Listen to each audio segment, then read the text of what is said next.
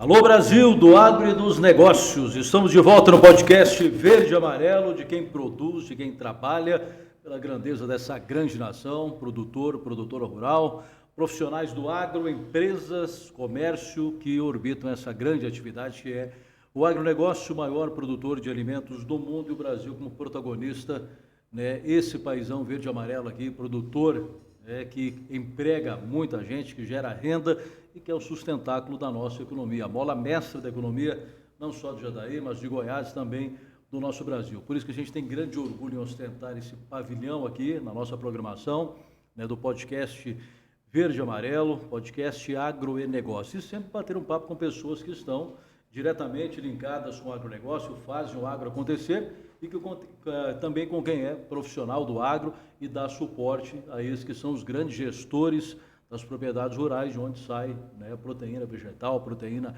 animal, né, e os demais produtos, subprodutos que advêm dessa atividade primária que é a produção de alimentos aqui no sudoeste goiano.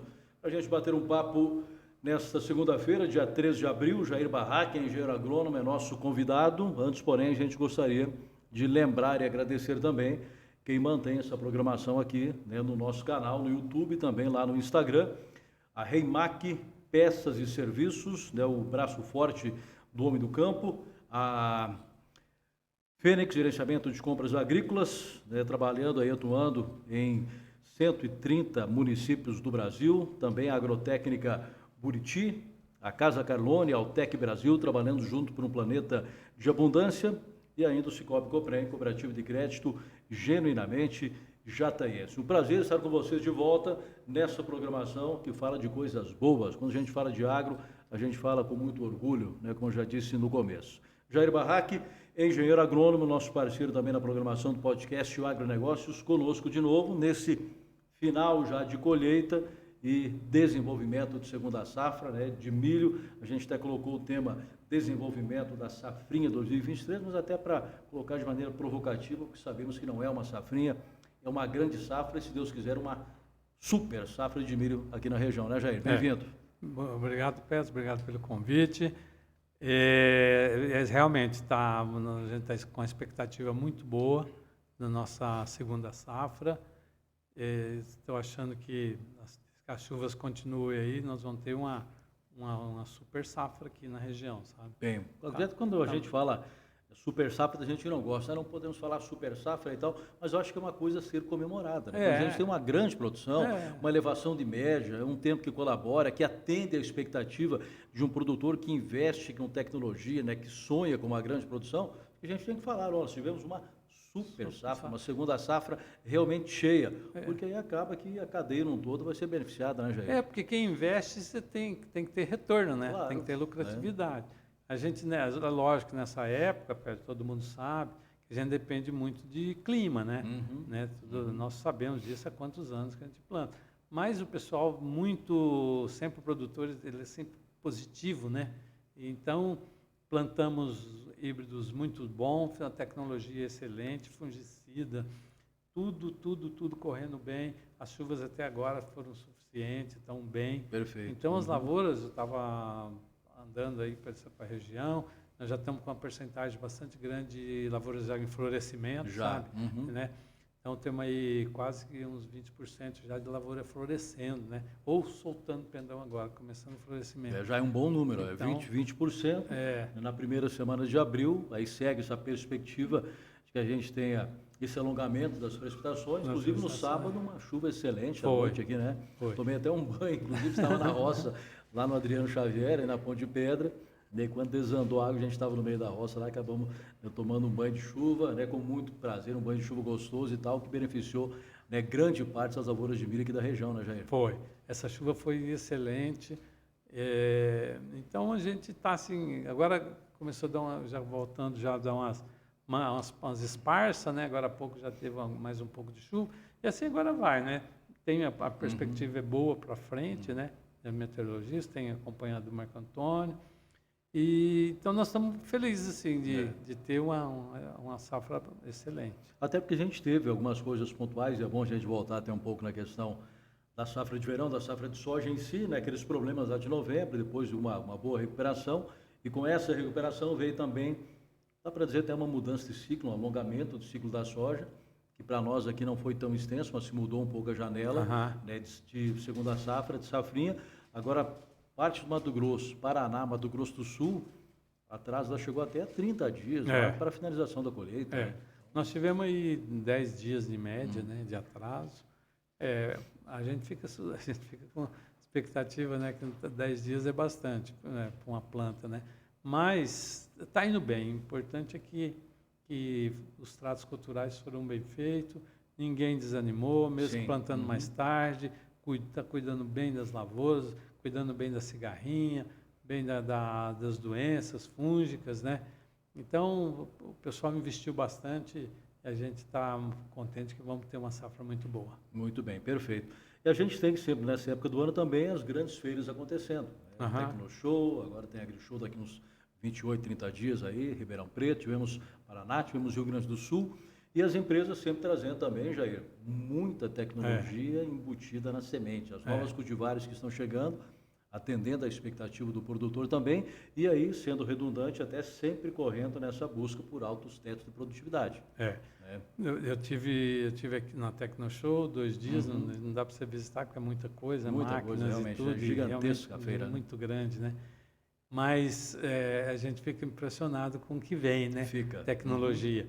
E as empresas, assim, todas as que trabalham com semente, na área de máquinas, todas com lançamentos, né?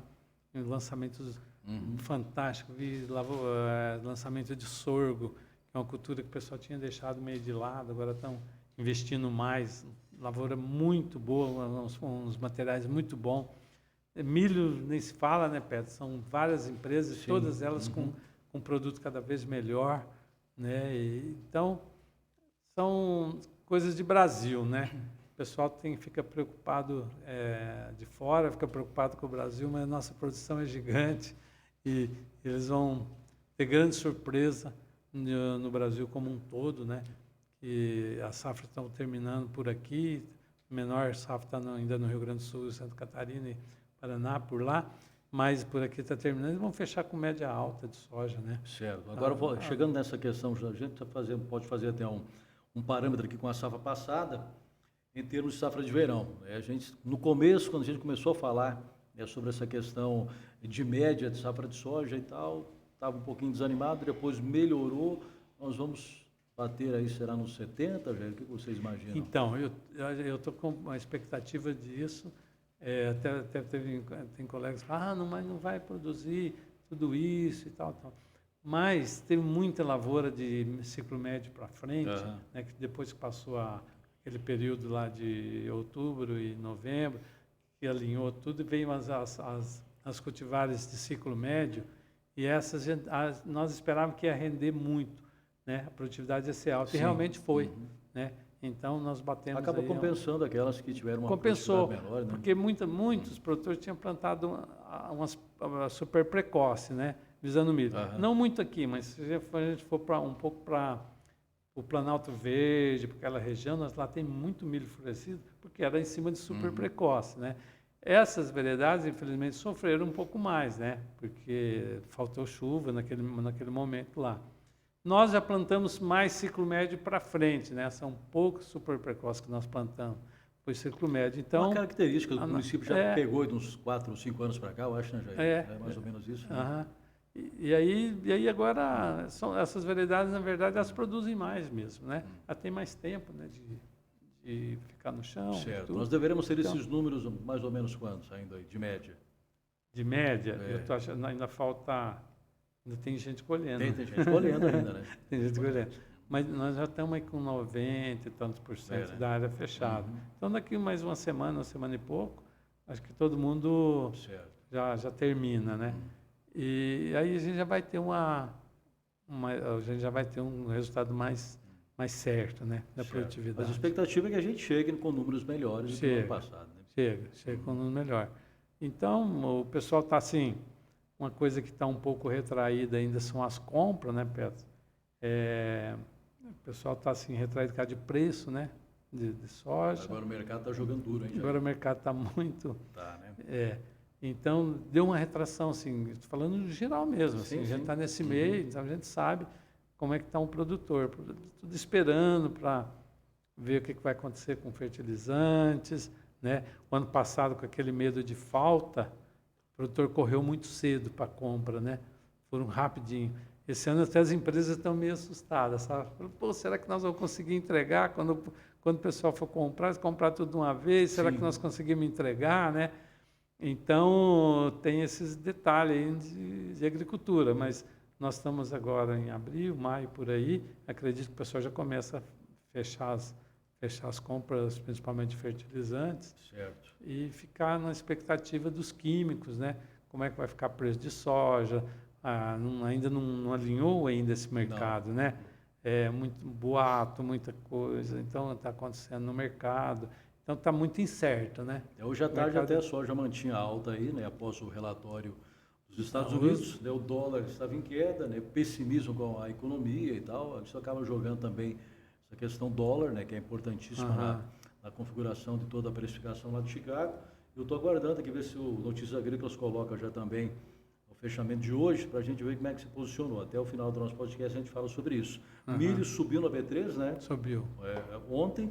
Mas a analista vê um mercado sem fôlego, né, para o milho, né, segundo algumas ponderações das safras de mercado e tal. Então, realmente não tem uma visão bem clara para ir para frente. É um horizonte meio embaçado, falando em questão de commodities, né, Jair?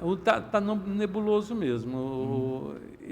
Assim, o produtor, né, quem está no meio, ele fica, né, Petros, nessa insegurança, né? Quem está segurando um pouco mais o preço do milho sustentável são as usinas de etanol, né? Que no Mato Grosso, então está se produzindo muito etanol. Está expandindo, né? Expandindo. Também, né? Tem uma inauguração de umas 20 tantas usinas que vai entrar em operação. Isso vai dar uma sustentabilidade, no meu entender, ao preço do milho, não deixar que o milho caia tanto, né? Então, sem depender demais da exportação e do mercado interno. Né? A questão mercadológica está pesando bastante. Tá. Aí, né? E o produtor fica nessa incógnita. Porém, nós temos um termômetro muito bom, conforme colocou no encerramento da Tecnoshow o próprio Antônio Chavaglia, né, presidente da Comigo, dizendo que a expectativa era de boa comercialização, né, ultrapassou ano passado 11, alguma coisa, bilhões de reais em comercialização, né, que foi movimentado dentro da feira. Então, mesmo com esses preços que a gente tem hoje não tão atrativos para o produtor, a gente sabe dessa necessidade de investimento, de renovação de parque de máquinas e tudo mais, tal, e o produtor acaba investindo, acaba comprando. Né? Porque a paridade se for fazer a paridade em relação à safra passada, né? Ela está muito boa. Custo e o preço da soja quase que está porque caiu o preço, mas também o preço dos produtos caíram, o químico caiu, o fertilizante caiu, máquina ainda não, né? Não chegou num nível que estavam as máquinas. Mas o restante das coisas, a paridade está muito boa. Boa, não é muito boa, tá? Semelhante, né? O que não está assim, muito atrativo são os juros, né? Para quem vai fazer aí, vai pegar dinheiro oficial para custeio e investimento. O juro vai pesar um pouco, não está uma incerteza, nem sabe se vai ter ainda recursos financeiros, né, para custear a safra. Estou achando que vai ficar mais na mão das empresas, pelo que eu estou vendo desse governo. Vai deixar mais para que as empresas financiem, voltar ao que era lá. Sim. Inclusive, na quarta-feira a gente vai fazer um podcast com o Joel Haganin, da ProSoja, falando justamente sobre essa questão, a expectativa, né, do setor com relação ao novo Plano Safra, o que vem por aí. Isso, Porque até agora a sinalização de Plano Safra não aconteceu ainda. Apesar do ministro Favro, né, estar falando que já conversou com o Lula e tal, que eles darão uma atenção especial para o agro nesse Plano Safra, mas até agora nada de sólido mesmo. Olha, é tal coisa, são tantos bilhões. Tá? Eu estou com receio, mas tem porque que estar mesmo, né? Parece que eles elegeram o inimigo do governo agro, né? Então, a hora que chega lá, eu me lembro muito bem do passado, quando era ainda esse mesmo presidente aí, com o Roberto Rodrigues. Sim. Nós fomos fazer uma visita lá para ele no Ministério, depois a gente veio conversando, ele falou assim, não adianta, a gente chega lá e pede, chega lá e fala que o chorão vem aí, que não sei o quê, não sei o quê. Eu lembro dessa expressão que ele usou, lembra? o chorão vem aí, né? Ele é o chorão, já chegou a turma do chorão aí, o chorão. Eles querem pegar empréstimo para não pagar, era isso que ele falava para o Roberto Rodrigues. E o Roberto Rodrigues falou, puta, eu não vou ficar nisso aqui, né, aguentar um negócio desse. E vai acontecer a mesma coisa com ele. Tem boa ideia, leva as coisas, mas depois chega lá, ele não vai liberar, vai pegar o recurso e jogar para o social. A gente já conhece essa história aí. Infelizmente, ela é antiga. O que a gente vê, vislumbra lá na frente, não é muito bom. Não, né? Essa história aí. Estamos aí no 4º mês, né, de governo, início do 4º mês, e as coisas estão bem desastrosas já. Então, quando sair os números do Plano Safra, é que nós poderemos ter uma certeza se esse governo vai sinalizar positivamente ou não para o agro. A perspectiva é de que será mais negativo do que positivo, mas vamos aguardar, né? Eu não tenho muita esperança, não. Acho que vai ser o mais do mesmo, né, que já aconteceu no passado, e as empresas vão entrar aí no financiamento. É porque a gente fica numa incredulidade, né? Por que o próprio governo, né, e a gente sabe a resposta, trabalha para matar a galinha dos ovos de ouro da economia, que é o agronegócio. A questão de sempre elegeu o agro, né? Sabe, eles não gostam muito a ideologia do agro. Política, de quem está no comando aí que é contra o agro, a gente sabe disso e tal. Ainda desmembrou todo o Ministério da Agricultura, Pecuária e Abastecimento, como estava nos moldes anteriores, aí colocou pessoas que literalmente são contra o agro, comandando tanto o desenvolvimento agrário como o meio ambiente, né? Tirou pastas importantes da agricultura, jogou nesses outros ministérios, enfim.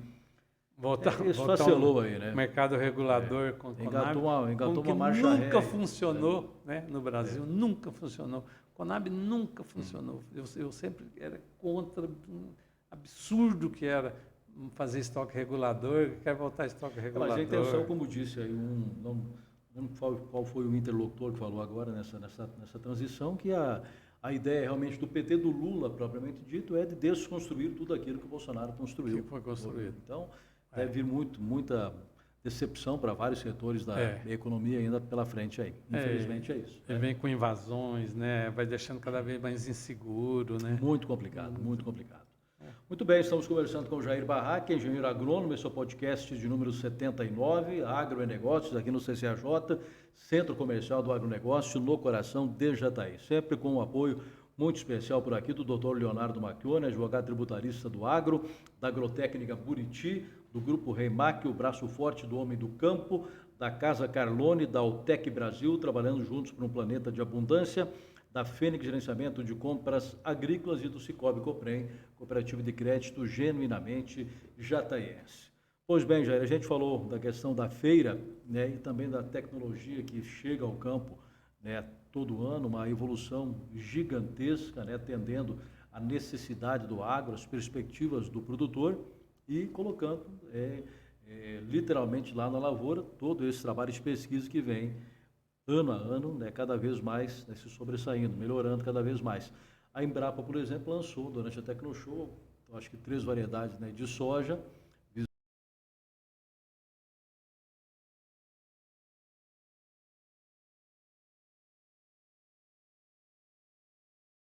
Tem uma resistência aí até um pouquinho mais de 15 dias com relação, né, ao estresse hídrico, à falta de chuvas e tal, que é uma coisa que cai muito bem para nós, porque a gente tem algumas regiões onde nós temos aí solos mistos, onde tem uma incidência de radiação solar maior e que necessitam de um cultivar que realmente tem essa tolerância, né?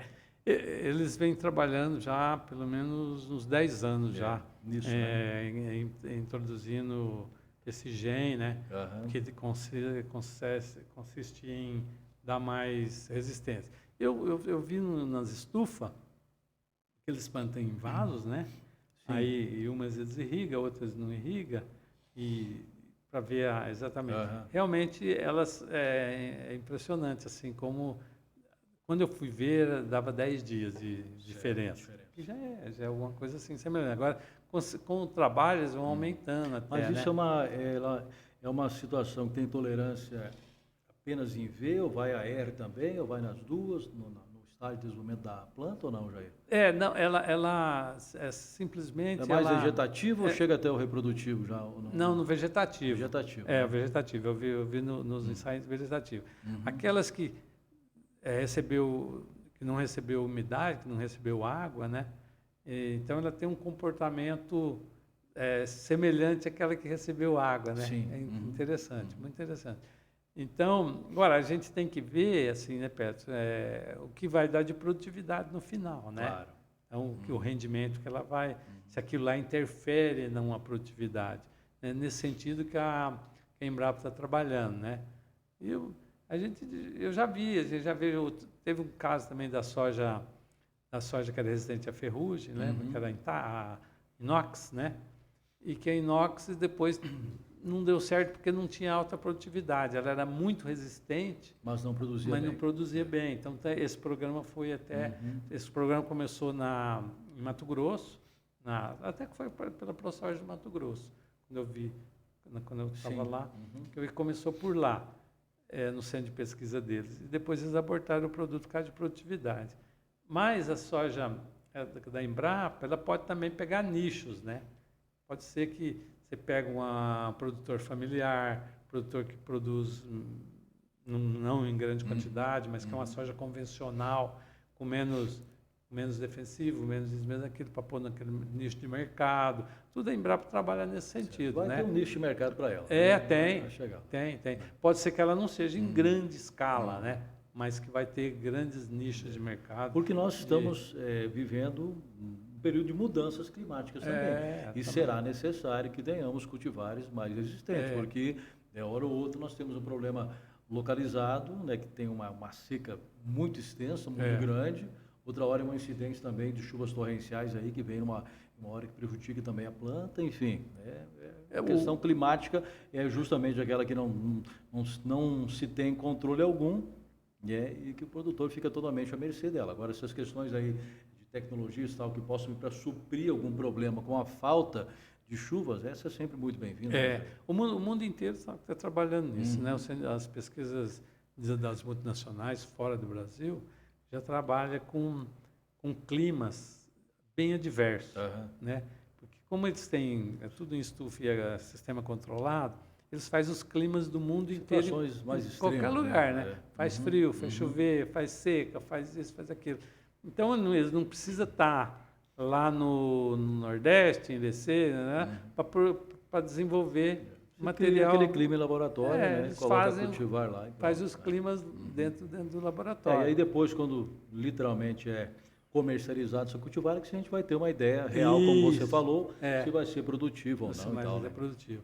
Porque eles, quer dizer, dentro ali eles não conseguem dimensionar a produtividade ainda, né? Você tem isolamentos, mas tem luz, tem luz artificial. Então, né, depois no campo que nós vamos ver qual que é definir mesmo qual que é a produtividade dela. Eu vi lá nos canteiros deles, lá na feira, né? Todas as cultivares que eles estão lançando. E vamos ver depois, mas acho que é um caminho que eles estão traçando, um caminho de futuro. Comercializa já para a safra que vem ou não, será? Eu acho que não tem semente disponível ainda, mas para ensaios de rede, que a gente chama, para ensaio de rede já vai ter, né? Eles já vão colocar em vários lugares aí para o Brasil afora. Perfeito. Voltando à questão do milho, né, que a gente está aí em vários estágios de desenvolvimento, né, aqui na região, aqui em Jataí especialmente, e a preocupação logo no começo lá, e teve uma certa infestação já, cigarrinha. Até onde está sendo o problema? É menor do que se imaginava? O que você está vendo no campo, Jair? Está bem controlada a cigarrinha esse ano. Que bom, né? Porque teve assim, umas coisas que aconteceu. O produtor começou a perceber isso aí, porque o ano passado foi terrível. Né? Duas pragas que incomodou a gente demais foi a cigarrinha e foi o pulgão alado, que transmite doença tal como a cigarrinha. Pulgão sorgo, né? E deixa a planta preta, com aquela fumagina, aquilo é terrível. E esse ano o produtor começou a trabalhar bem mais cedo, sabe? O milho estava ali com V2, ele já estava fazendo aplicação para cigarrinha. E foi meio geral, assim, porque cigarrinha, como ferrugem, como outras doenças, Não adianta você ficar isolado numa ilha. A área é Se gigante, todo né? mundo Todo não mundo fazer, começar a fazer o combate, ela migra, né? Ela sai de um lugar, vai para o outro, vai para o outro, vai para o outro.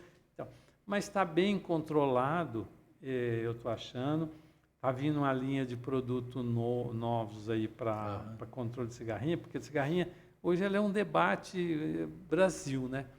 Todo lugar, agora mesmo teve um congresso em Cuiabá, o tema era cigarrinha e pulgão no milho, né? Então, para todo lado você vai, porque é uma praga que causa um prejuízo grande. Você falou antes do pulgão, eu me referi ao sorgo. Pulgão Não, sorgo no milho. Não, no milho também, também. né? Também. É um pulgão que ele fica ali. Eu lembro que no ano passado a infestação do sorgo sorgo foi alta aqui, terrível. Né? Ainda mais que o sorgo é mais tarde, você planta o sorgo mais tarde, quando o milho já está pendoado, o pulgão sai dali migra para o sorgo e o ataque ele, é severo. Ele fica dentro do cartucho ali do milho, né? Sugando ali, junto com o pendão. A hora que o pendão abre, ele expõe a luz, né? Ou o sol, o calor. Então, como você tem sorgo, ele migra tudo para o sorgo. E aí o sorgo é o que aguenta a pancada de pulgão. Mas está vindo ali uma linha de produtos também associado com químico. Não é? Você não vai banir o químico nem tirar o químico. Sim. A intenção que eu estou vendo aí nas palestras, né, por onde eu estou andando, é você ter uma redução do químico na casa de 50%. 50%. Com produtos de bio, né? São bioinseticidas, né? Que vai ser uns programas muito bons que vai vir para o Brasil, porque vai reduzir muito e vai também sair um pouco desse negócio de Europa, não quer produto que usa muito pesticida e tal.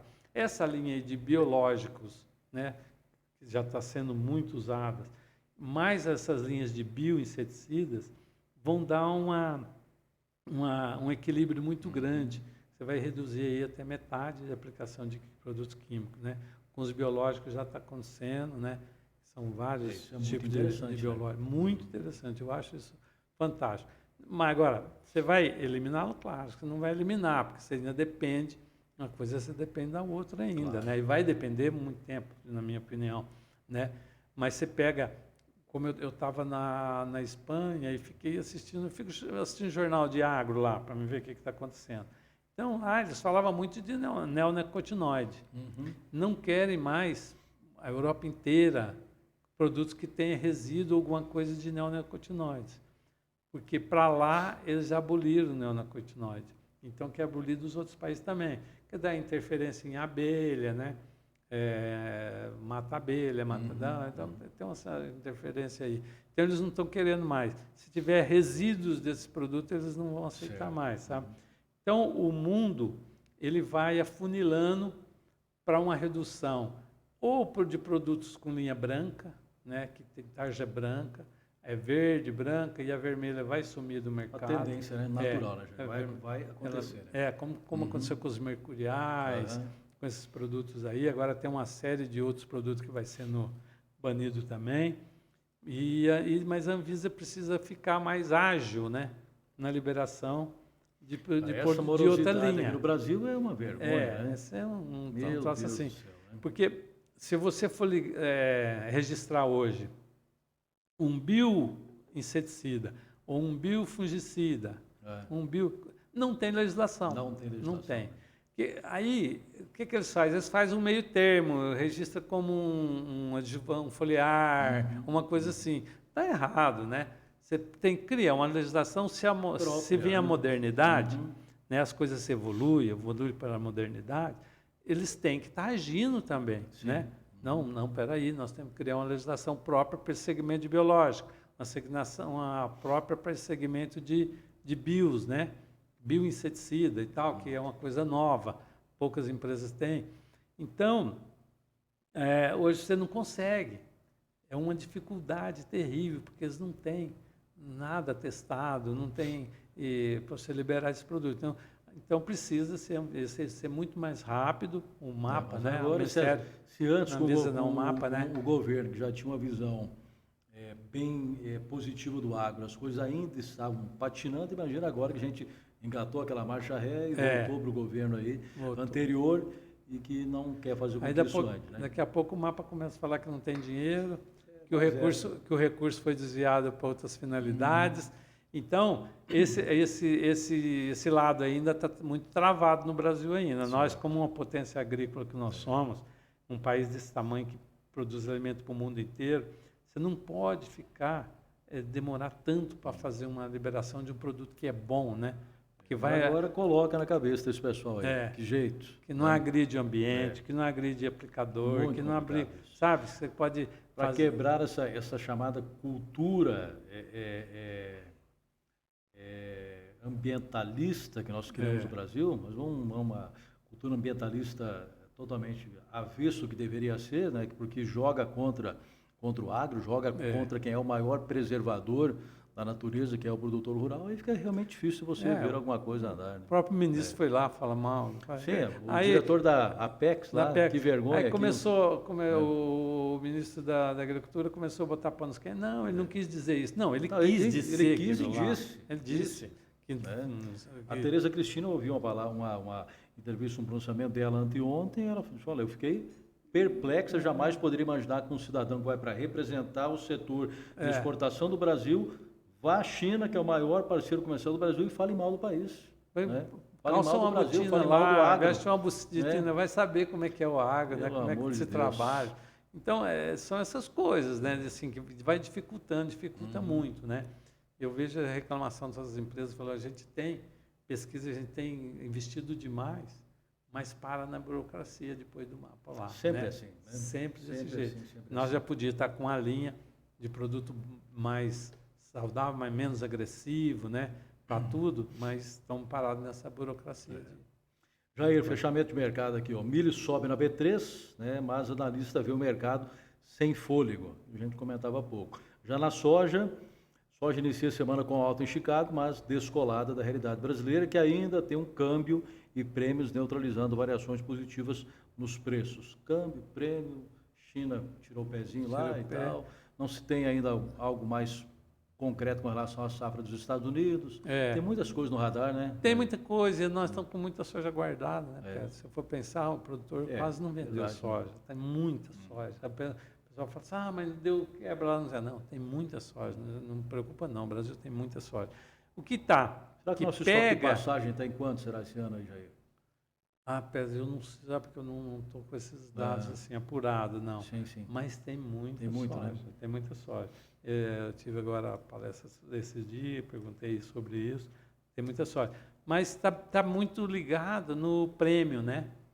Que você vai vender para chinês compra prêmio, não compra soja, né? Ele quer saber quanto que está lá no porto, quanto que está, são esse tipo de coisa.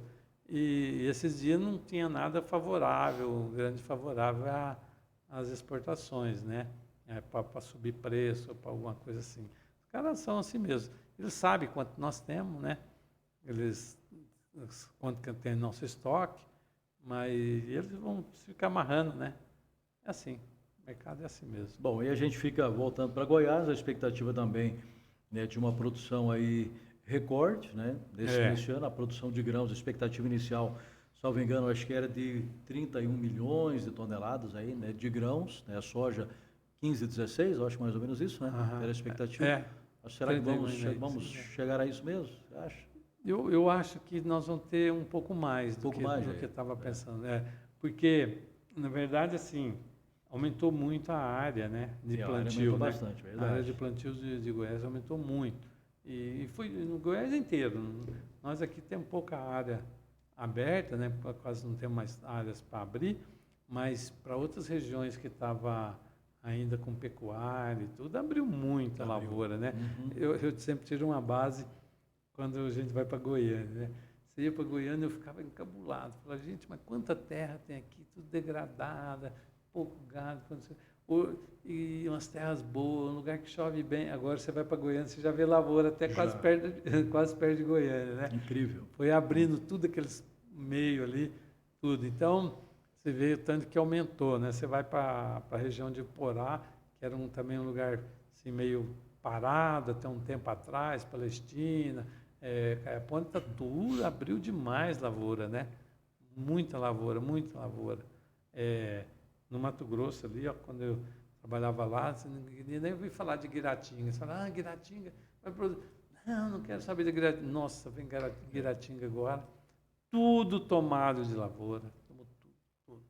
Uma maravilha. E aí, onde chega a soja, o progresso chega junto. Chega Não junto, adianta. não adianta. Confresa, Porto Alegre do Norte. Vamos pegar isso aí há 15, 20 anos atrás, aí, algumas vilinhas lá que eram lá e tal, hoje são grandes cidades. Tudo aí, junto. Produção gigantesca. É. Aliás, o pessoal lá também está com uma pulgona atrás da orelha por causa dessa questão do marco temporal das terras indígenas aí, que é uma outra grande preocupação, né, Jair? Esse negócio aí, se nós temos congresso lá, é um perigo, né? É um perigo. A insegurança no campo, que voltou de novo, né? Então, já era um fato praticamente resolvido, né? Tudo bem. E aí retorna esse desgoverno e tudo recomeça.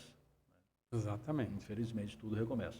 Jair, vamos para a gente fechando já. Perspectiva, eu vou entrevistar amanhã, terça-feira, o Marco Antônio dos Santos, né, de novo e tal, para a gente ver essa questão aí, mas já tem alguns outros institutos também se posicionando e falando uma finalização do Laninha, a concretização a partir do meio do ano, acho, do El Niño e tudo mais, e nessa transição poderemos talvez ter um prolongamento dessas chuvas agora aqui em abril, como você falou, mais esparsas e tal, mas não tão bem distribuídas, mas elas devem continuar acontecendo. Você viu algo nesse sentido também? Vi, por aí? Vi. Eu assisti uma entrevista do Marco Antônio na Jovem Pan no sábado passado, não sei se agora no sábado ou no domingo passado acho que foi. Ele estava falando assim dessa possibilidade de estender, né? De chuva estendida. Eu também tenho, já vi constando no Instituto e tal, que nós vamos ter chuvas muito boas agora dentro de abril, né? Até dia 10, 12 por aí. Depois ela dá uma paradinha, chove no final do mês de abril, depois chove até bastante no começo de maio, que nós não tinha. Tem chuva para maio? Para maio, boa, tem bastante chuva para maio, muito inclusive. Bom, então, umas 5, 6 chuvas para maio. Porque com a saída da Laninha, nós estamos na fase neutra, né? Nós não estamos nem de um lado nem do outro. As frentes frias vão acontecer, que 3 anos passados não entrou uma frente fria do sul, né? Nada. E agora elas vão acontecer, elas vão chegar. É uma excelente notícia. Então, muito boa notícia. Elas vão conseguir chegar até nós aqui e passar para frente. Então, isso é uma coisa boa, e sem perspectiva de geada, né? Se ocorrer geada no Paraná, no sul, vai ser mais para junho, mais para maio, final de maio, junho, certo. E não no começo. E para nós a temperatura dessas frentes frias, segundo tem informação, é de 14 a 16 graus. Então, certo. A temperatura não é assim bem baixa, legal, não é tão baixa. Não vai ter geada assim mesmo, não. Mas quando você olha a temperatura, você vê que é frente fria, porque você vê a temperatura caindo, você vê que a entrada é de frente fria, né? Então, a temperatura mais baixa.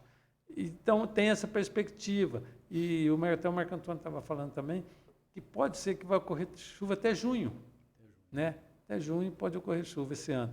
Em função exatamente dessa neutralidade. Aí, para agosto, já começa a virar para El Niño, né? As águas estão em aquecimento e tal, e aí pode ser que venha El Niño, aí nós voltamos àquele clima que sempre foi nosso aqui, né? Você planta um pouquinho mais tarde, mas vai mais para frente também, para frente na safrinha, né? Certo. Então a gente tem sempre safrinha boa. Laninha é o contrário, você planta até às vezes em setembro, né? Como ocorre nesses anos aí, mas ele dá um corte muito seco, né? Quando entra abril, abre o sol e não chove mais. Então, a gente já nota essa diferença com o ano passado. Você viu como é que o ano passado foi justamente esse corte seco mesmo. Foi corte onde sempre ia acontecer, não aconteceu, mas sempre que acontecia a Tecnoshow, né? Daí, cortou e não choveu mais, né? Esse ano você está vendo, a gente já vê que tem mudanças, né, ocorrendo. Jair, o que representa para o Jataí uma segunda safra aí cheia? Nossa, representa demais para o município, Pedro. Eu sempre conversava isso com o prefeito, com os prefeitos que estavam aí. Quando você tem, eles ficam preocupados também, porque é muito dinheiro que entra, né? Que envolve no mercado, né? Envolve tudo, né? Oficina, distribuição de óleo, tudo se envolve. E para isso é arrecadação, né? Então, se aumenta muito com a safra cheia, aumenta muito a arrecadação do município, muito. Bom para todo Uma mundo. coisa né, boa, Jair? bom para todo Bom para o mundo. produtor, bom para as empresas, bom para quem é profissional do agro, né, que atua aí na assistência, na consultoria para as empresas, para as revendas, né, venda de máquinas, né, oficinas, até para o picolezeiro. Né? Todo mundo vai bem. Todo mundo. Né? Muito bom. A gente fica nessa expectativa, nessa torcida, né, porque somos um município essencialmente agropecuário. Né? A gente fala muito na questão da produção, né, de grãos em larga escala, então nós temos aí, né, gado de corte, gado de leite, agricultura familiar, hortifruti, peixes e tal. E eu estou vendo tudo, assim né? um progresso grande na produção de carne, né? Sim. Como o pessoal está fazendo melhoramento genético, né? Legal. E também de leite, né? Leite nós já somos bastante, nós somos muito fortes já em leite, né? O pessoal investiu muito, Sim. nos quantos anos, nesses anos bons aí, investiu muito. E estou vendo um progresso, assim, de melhoramento nas fazendas, rapaz, tudo gado ótimo, gado de leilão, gado de elite, né? Os negócios e Brahma Angus Brahma, Brahma Angus, que é aquele cruzamento, mas Angus, tá muito bom o confinamento com esse tipo de gado, Nelore apurado, né? Assim como se investe na agricultura, tem que se investir investe na na pecuária pecuária, também, né, Jair? Tem como, né? Então tá indo por um caminho muito bom. Muito bem, excelente bate-papo. A gente fica na expectativa de que realmente essas chuvas se estendam, né, atendam essa expectativa dentro de uma perspectiva de melhora, de uma grande safra, né, lavouras que foram plantadas aí até um pouquinho fora da janela, deverão ser beneficiadas. E a gente espera que o agro realmente seja coroado mais um ano com uma grande safrinha, né? Uma safrona aqui na nossa região, que isso é excelente para todos. Muito obrigado, viu, Jair? Obrigado a você, Petro, mais uma vez. Obrigado a todos. Tudo bem, a gente fecha por aqui a edição de número 79 do podcast Agronegócios, esse Brasilzão verde e amarelo aqui, sempre com apoio muito especial do Dr. Leonardo Macchione, advogado tributarista do Agro, da Agrotécnica Buriti, do Grupo Rei Mac, o braço forte do Homem do Campo, da Casa Carlone, da Altec Brasil, trabalhando juntos por um planeta de abundância, da Fênix Gerenciamento de Compras Agrícolas, também conosco aqui nessa programação verde e amarelo. Um grande abraço ao Léo na técnica e ao Guilherme também no suporte da programação, e a gente tem encontro na quarta-feira. Joel Raganin, nosso convidado aqui na edição de quarta, a gente fala sobre perspectivas também, o que se espera do plano safra, né, do governo federal a ser anunciado lá no meio do ano. A gente recebe na quarta-feira o presidente da ProSoja Goiás. Deus nos abençoe, nossa padroeira, Nossa Senhora Aparecida, nos permita uma semana muito rica, muito próspera e com mais chuva por aí, se Deus quiser. Um grande abraço a todos e até a próxima.